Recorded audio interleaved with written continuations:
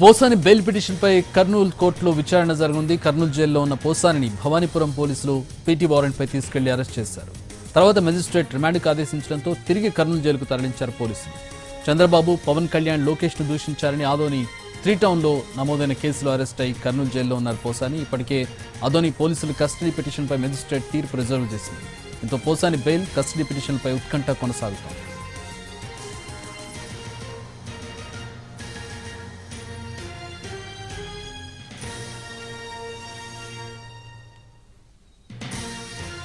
రేపు పోసాని బెయిల్ పిటిషన్పై కర్నూలు కోర్టులో విచారణ జరగనుంది. కర్నూలు జైల్లో ఉన్న పోసానిని భవానీపురం పోలీసులు పీటీ వారెంట్పై తీసుకెళ్లి అరెస్ట్ చేశారు.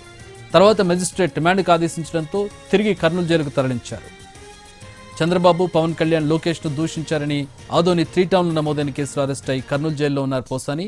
ఇప్పటికే ఆదోని పోలీసులు కస్టడీ పిటిషన్పై మెజిస్ట్రేట్ తీర్పు రిజర్వ్ చేసింది. దీంతో పోసాని బెయిల్ పిటిషన్, కస్టడీ పిటిషన్లపై ఉత్కంఠ కొనసాగుతోంది.